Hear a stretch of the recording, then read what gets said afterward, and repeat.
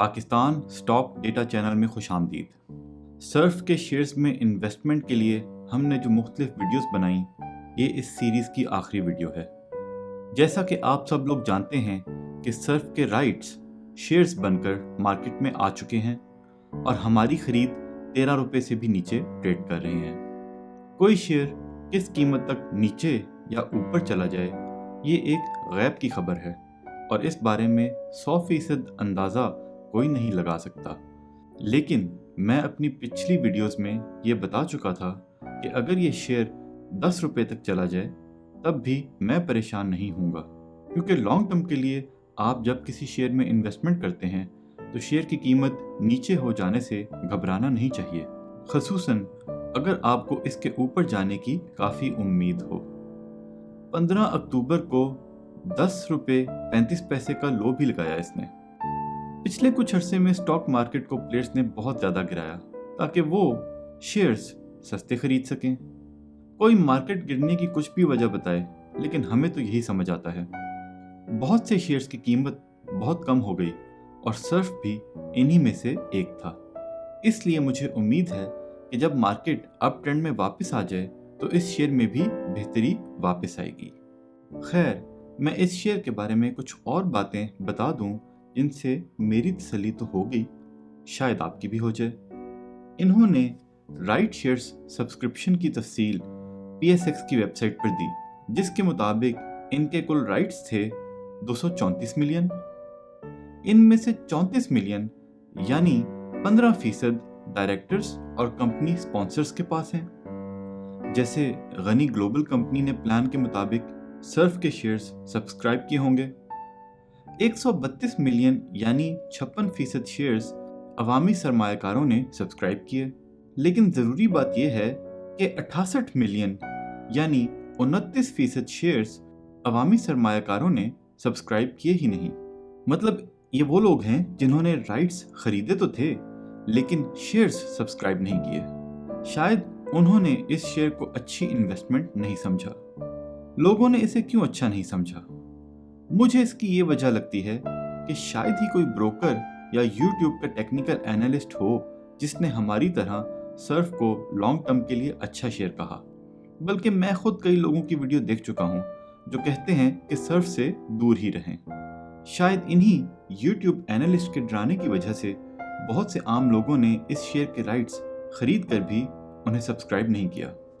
इसकी भी एक वजह है, यूट्यूब पर ज़्यादातर लोग टेक्निकल एनालिसिस करते हैं और टेक्निकल एनालिसिस की सबसे बड़ी लिमिटेशन ये है कि इसके ज़रिए किसी नई कंपनी के मुस्तकबिल के बारे में नहीं बताया जा सकता, क्योंकि टेक्निकल एनालिसिस में किसी शेयर के पिछले सालों की कारकर्दगी को देखकर इसके मुस्तकबिल का अंदाज़ा लगाया जाता है। बहुत चोटी के टेक्निकल एनालिस्ट भी किसी नई कंपनी के मुस्तकबिल के बारे में बताने से पहले ही हाथ उठा लेते हैं, और सर्फ तो नई कंपनी ही बनने जा रही है। इसलिए ज़्यादातर टेक्निकल एनालिस्ट इसे रिकमेंड नहीं करते, बल्कि ये नीचे चला जाए तो कहते हैं हमने तो आपको इससे दूर रहने का ही कहा था।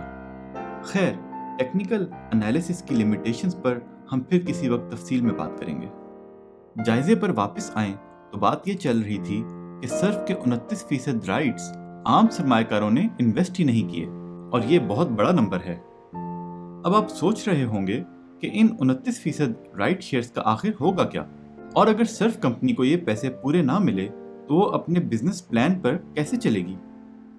असल में जब कंपनी का नया IPO आता है या वो राइट शेयर्स देती है तो अक्सर वो किसी दूसरी कंपनी या कंपनियों से अंडर राइटिंग का एग्रीमेंट करती है, जिसका मतलब ये होता है कि अगर अवामी सरमायाकारों ने इस कंपनी में सरमायाकारी ना की तो फिर वो अंडर राइटर्स इस कंपनी के अनसब्सक्राइब शेयर्स खरीद लेंगे।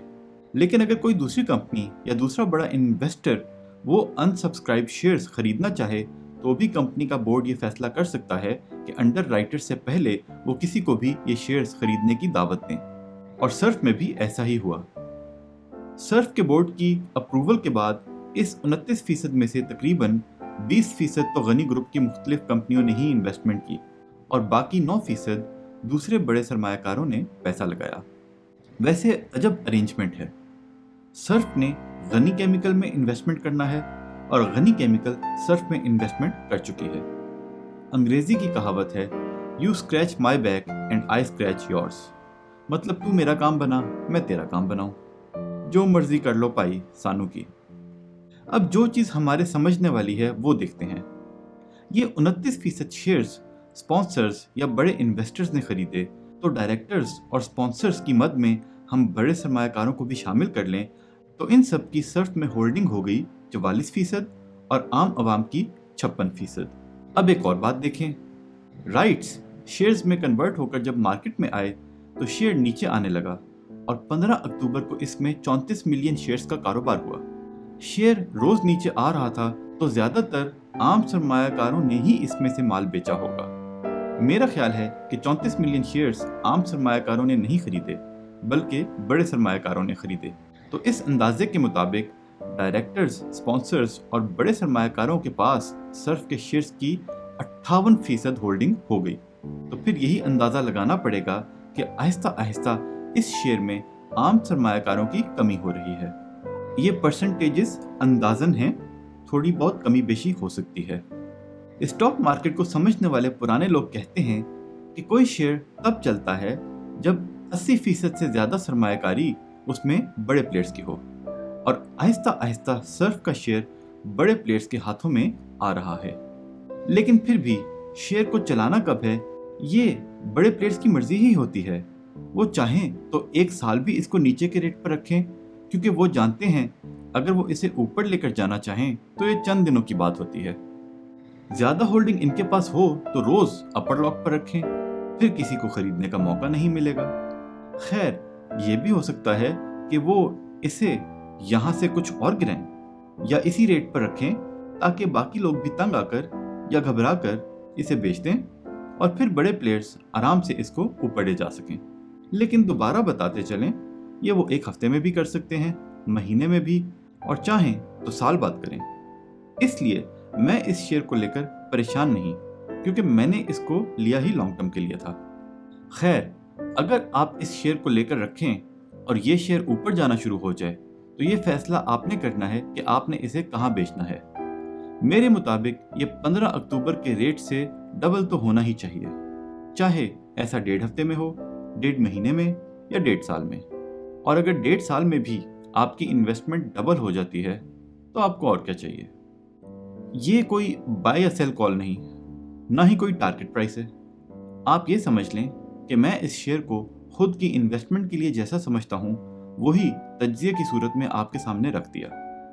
इस शेयर में सरमायाकारी करने का फैसला या किस रेट पर खरीदना या बेचना है वो आपने खुद करना है, क्योंकि अब तक तो आप जान ही गए होंगे कि मुनाफा हुआ तो मौज अपनी अपनी और नुकसान हुआ तो दौड़ अपनी अपनी।